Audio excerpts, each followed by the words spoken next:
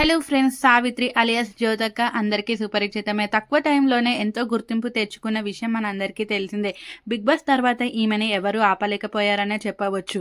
Big బాస్కి ముందు అయితే ఈమె ఒక టీవీ ఛానల్లో అయితే పనిచేసేది. ఈమె అప్పుడు బిగ్ బాస్ హౌస్లో అయితే చెప్పింది, నేను 8,000 శాలరీకి అయితే పనిచేశాను అంటూ. బిగ్ బాస్లో ఆఫర్ రాగానే ఇంకా ఆ టీవీ ఛానల్కి అయితే రిజైన్ చేసేసింది. బిగ్ బాస్ నుంచి బయటకు వచ్చిన తర్వాత కూడా ఆ టీవీ ఛానల్లో వర్క్ చేయకుండా టీవీ9లో అయితే వర్క్ చేయడం జరిగింది. ఎందుకంటే టీవీ9 వాళ్ళు ఇంకా ఎక్కువ శాలరీ ఆఫర్ చేయడంతో ఇంకా టీవీ9కి అయితే వచ్చేసింది. తనకి ఎంతో గుర్తింపు తెచ్చిన ఛానల్ని అయితే వదిలేయడంతో ఇంకా ఆ ఛానల్ మేనేజర్ కూడా జ్యోతక్కపై అప్పట్లో మండిపడిన విషయం కూడా మీ అందరికీ తెలిసే ఉంటుంది. ఇంకా యూట్యూబ్ ఛానల్ స్టార్ట్ చేసిన తర్వాత అయితే జ్యోతక్క అయితే టీవీ9 కూడా వదిలేసిందనే చెప్పవచ్చు. జర్నలిజం జాబ్ కి అయితే బాయ్ చెప్పేసి ఇంకా యూట్యూబ్ మీద అయితే ఫోకస్ చేయడం జరిగింది. అలాగే ఇన్స్టాగ్రామ్ మీద కూడా ఒక కన్నేసి అయితే ఉంచిందనే చెప్పవచ్చు. పక్క యూట్యూబ్, ఇంకొక పక్క ఇన్స్టాగ్రామ్ తో ఇంకా జ్యోతక్క లైఫే మారిపోయిందని చెప్పవచ్చు. యూట్యూబ్ ద్వారా అయితే జ్యోతక్క సంపాదించిన మనీ ఇంకెవరూ సంపాదించలేదనే చెప్పవచ్చు. అయితే యూట్యూబ్ ద్వారా వచ్చింది కొంచెం అయితే దాంట్లో కొలాబరేషన్స్ ఇంకా ప్రమోషన్స్ ద్వారా అయితే జ్యోతక్క లైఫే మారిపోయింది. జ్యోతక్క బెట్టింగ్ యాప్స్ ప్రమోట్ చేయడంలో తోపనే చెప్పవచ్చు. ఈ బెట్టింగ్ యాప్స్ ద్వారా జ్యోతక్క అయితే బాగానే సంపాదించింది. నుంచి బయటికి రాగానే ఒక ఇల్లు అయితే కొనుక్కున్న విషయం మన అందరికీ తెలిసిందే. ఏమైందో ఏమో మరి డబ్బులు ఎక్కువయ్యాయి అనేసి ఇప్పుడైతే లగ్జరీ ఇంట్లోనే ఉంటుందని మీ అందరికీ తెలిసిందే. ఆ ఇల్లును చూస్తే మన మతి పోతుందనే చెప్పవచ్చు. ఏంటి అసలు జ్యోతక్క ఏం చేయట్లేదు, అలాగే వాళ్ళ హస్బెండ్ కూడా ఏం జాబ్ చేయడు, ఎలా వీళ్ళిద్దరూ ఇంతగానం సంపాదించారు, ఓన్లీ యూట్యూబ్ ఇన్స్టాగ్రామ్ మీద ఇంత సంపాదించేయొచ్చా అనేసి ఇంకా నెటిజన్లు అయితే చాలా ఆలోచించేశారు. కానీ ఇప్పుడిప్పుడే బయటపడుతున్నవి ఏంటంటే ప్రమోషన్స్ చేయడం వల్లనే వీళ్ళు ఇంతగా సంపాదించారు అంటూ.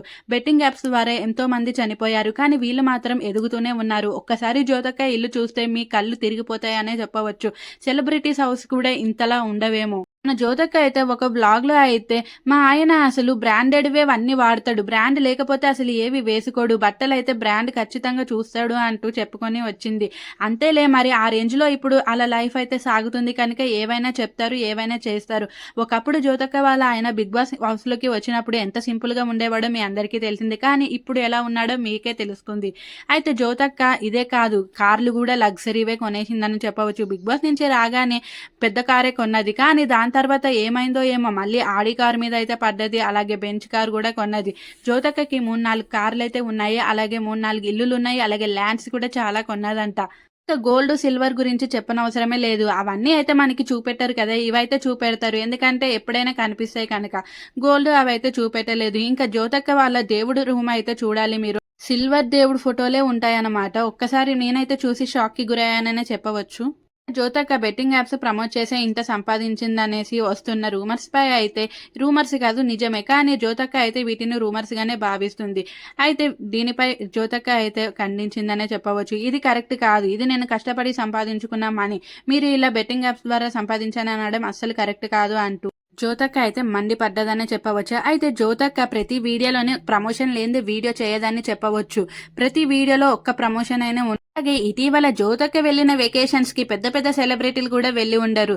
ప్రతి నెలకు ఒకసారి వెకేషన్స్ కి అయితే వెళ్తుంది, అన్ని కంట్రీస్ అయితే చుట్టేస్తుందనే చెప్పవచ్చు. జ్యోతక్క అయితే 10 కోట్ల స్కామ్ అయితే చేసిందంటూ మన అన్వేష్ అన్న కూడా చెప్పాడు. మీరు అది చూడకపోతే వెళ్ళి చూసేసేయండి. అలాగే జ్యోతక్క హస్బెండ్ కూడా జ్యోతక్కకి అయితే ఫుల్ సపోర్టే చేస్తున్నాడు.